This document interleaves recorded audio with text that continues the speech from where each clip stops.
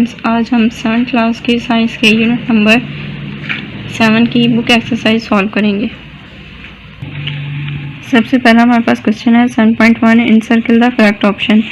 हमारे पास फर्स्ट है which of the following is insoluble in water. वो कौन सी चीज़ है जो पानी में हल नहीं होती। हमारे पास करेक्ट ऑप्शन है ऑयल। दूसरा है हमारे पास solution to which no more solute can be dissolve at a particular temperature is called. हमारे पास इसमें करेक्ट ऑप्शन है सैचुरेटेड सोल्यूशन। नेक्स्ट है हमारे पास a concentrated solution can dissolve in it. जो कंसनट्रेटेड सोल्यूशन है वो डिजॉल्व कर सकता है। इसमें करेक्ट ऑप्शन जो है हमारे पास लार्ज क्वांटिटी ऑफ सोल्यूट है। जो कंसनट्रेटेड सोल्यूशन है वो लार्ज क्वांटिटी ऑफ सोल्यूट है डिजॉल्व कर सकता है। नेक्स्ट हमारे पास amount of solute required to saturate 100 gram of solvent at a particular temperature is called. इसमें हमारे पास करेक्ट ऑप्शन जो है वो है solubility. A solution having relatively less amount of solute dissolve in it is called. इसमें हमारे पास जो है करेक्ट ऑप्शन जो है डिल्यूट सोल्यूशन है। अब है हमारे पास 7.2 डिफाइन द फॉलोइंग्स। हमारे पास फर्स्ट जो क्वेश्चन है वो है बाइनरी सोल्यूशन। बाइनरी सोल्यूशन की डेफिनेशन जो है पेज नंबर 79 पे है। A solution which is prepared by mixing only two substance is called a binary solution. ऐसा सोल्यूशन जिसमें सिर्फ दो सब्सटेंस मिक्सअप कर किए जाएं, ऐसे सोल्यूशन को हम कहते हैं बाइनरी सोल्यूशन। इसमें हमारे पास एग्जांपल्स हैं solution of salt in water, solution of sugar in water, solution of bromine in water. हमारे पास ये तीन जो है इसकी एग्जांपल्स हैं, इनमें से आप कोई भी एक कर सकते हैं। सेकंड क्वेश्चन जो हमारे पास वो है एक्वस सोल्यूशन। एक्वस सोल्यूशन की डेफिनेशन हमारे पास है पेज नंबर 80 पर। एक्वस सोल्यूशन की डेफिनेशन हमारे पास यहाँ से है a solution in which water is used as a solvent is called aqueous solution. Aqua means water. यहाँ पर जो है ऐसा सोल्यूशन जिसमें वाटर जो है वो सॉल्वेंट के तौर पे यूज़ होता है और जो भी सोल्यूट आपने इसमें हल करना है, वो कोई भी सोल्यूट आप इसमें हल कर सकते हैं, वो सिर्फ वाटर में ही आपने हल करना है। एक्वा जो है, एक्वा का मतलब है पानी, इसलिए हम इसको एक्वस सोल्यूशन कहते हैं। इसके बाद हमारे पास एग्जांपल है इसकी solution of sugar in water. अब शुगर जो है यहाँ पे हमारे पास सोल्यूट है और इसको हमने हल करना है वाटर में। वाटर जो हमारे पास है वो सॉल्वेंट है। हमारे पास है क्वेश्चन 3 सोल्यूट। सोल्यूट की डेफिनेशन है पेज नंबर 79 पे। Solute is that component of the solution which is present in a smaller quantity. जो सोल्यूट है वो ऐसा कंपोनेंट है सोल्यूशन का जो लेस अमाउंट में प्रेजेंट होता है। मतलब कि अगर आप एक सोल्यूशन बनाते हैं तो आपके सोल्यूशन में जो चीज़ लेस अमाउंट में पाई जाए, वो लेस क्वांटिटी में पाई जाए, वो आपकी सोल्यूट कहलाती है। अब इसमें हमारे पास जो है example in a 5% sugar solution in water, sugar is the solute. अब हमारे पास हम एक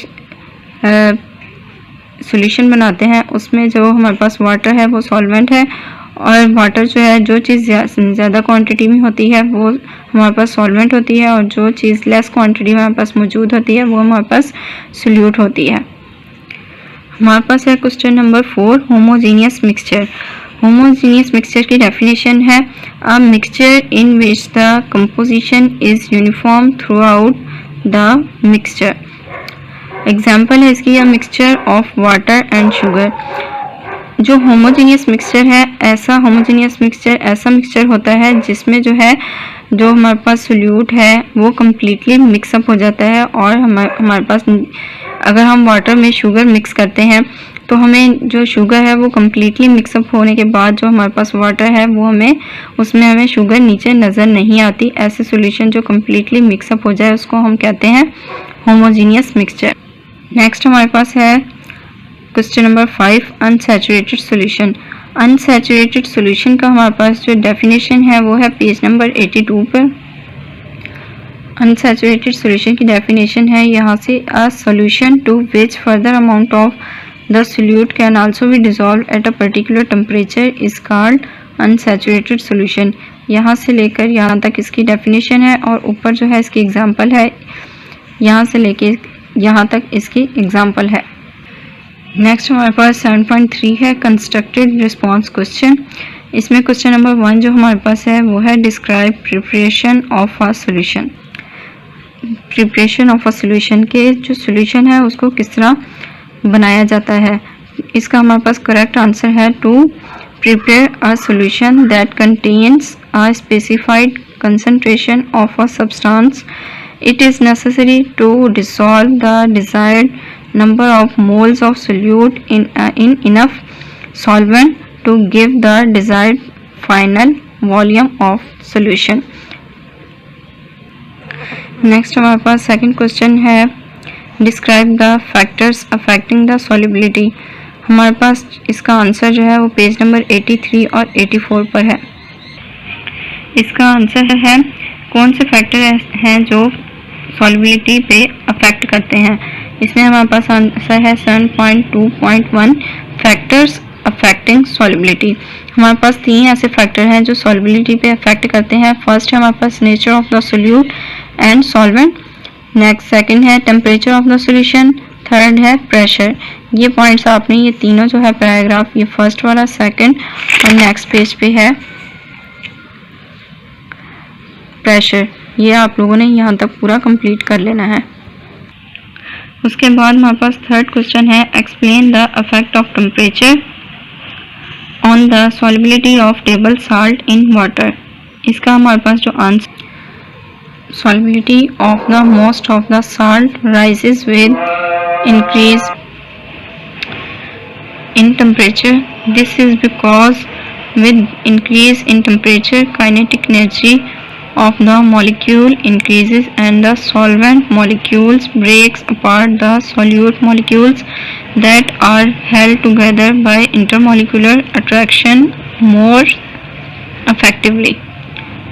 इसका मतलब था कि जो टेम्परेचर की वजह से सॉल्युबिलिटी ऑफ टेबल साल्ट पे किस तरह table salt in water solubility of table salt in water पे किस तरह टेम्परेचर का असर पड़ता है, किस तरह अफेक्ट करता है टेम्परेचर। तो इसका मतलब है सॉल्युबिलिटी ज़्यादातर नमक की हल पजीरी टेम्परेचर के इजाफे के साथ बढ़ जाती है। इसकी वजह यह है कि दर्जा हरारत में इजाफे के साथ मॉलिक्यूल्स की हरकी तवानाई यानी काइनेटिक एनर्जी में इजाफा होता है। सॉल्वेंट मॉलिक्यूल्स सोल्यूट मॉलिक्यूल्स को तोड़ देते हैं जो इंटरमॉलिक्यूलर अट्रैक्शन के ज़रिए ज़्यादा मौसर तरीके से इकट्ठे होते हैं। फोर्थ हमारे पास क्वेश्चन है describe the importance of solution in daily life. इसका आंसर है हमारे पास पेज नंबर 84 पर। क्वेश्चन नंबर 4 जो है इसका आंसर है हमारे पास यहाँ से फर्स्ट जो है ऑप्शन, यहाँ से फर्स्ट, सेकंड, थर्ड, फोर्थ और फिफ्थ, ये सारी जो है आपके पास सॉल्यूशंस की इम्पोर्टेंस है। ये आपने यहाँ से लेकर और इतना कर लेना है। उसके बाद नेक्स्ट हमारे पास है question number 5 how can we increase the process of dissolution. हम जो है वो किस तरह डिसोल्यूशन के प्रोसेस को इंक्रीज कर सकते हैं। Increasing the temperature will therefore increase the solubility of the solute. An example of a solute whose solubility increases with greater temperature is ammonium nitrate, which can be used in first aid cold packs.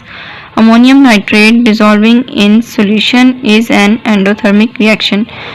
इसका जो मतलब है कि हम जो है वो process of dissolution को किस तरह इंक्रीज करते हैं। जैसे प्रोसेस ऑफ डिसोल्यूशन जो है वो इंक्रीज करता है टेम्परेचर के इंक्रीज करने से। टेम्परेचर में इजाफा इस वजह से महलूल की हल पजीरी में इजाफा करेगा। एक महलूल की मिसाल जिसकी हल पजीरी ज़्यादा टेम्परेचर के साथ बढ़ जाती है वो अमोनियम नाइट्रेट है, जिसे फर्स्ट एड कोल्ड पैक में इस्तेमाल किया जा सकता है। अमोनियम नाइट्रेट महलूल में तहलील होना एक एंडोथर्मिक रद्द अमल है। हमारे पास जो लास्ट क्वेश्चन है वो 7.4 है। Investigate the importance of solubility in textile and pharmaceutical industry. इसका हमारे पास आंसर है पेज नंबर 84 पे। हमारे पास इसका आंसर है यहाँ से 3 पॉइंट से 3 और 4, ये 2 पॉइंट्स हमारे पास इसके आंसर में आते हैं। Water soluble dyes are used in textile industry on greater scale as dyes. Colored substances are used to create colorful patterns on clothes। एक हमारे पास ये है, एक उन्होंने पूछा है टेक्सटाइल इंडस्ट्री में और दूसरा पूछा है फार्मास्यूटिकल इंडस्ट्री में। तो ये दोनों जो है इसके आंसर है, यहाँ से लेकर यहाँ तक आपने इसका आंसर लिख लेना है।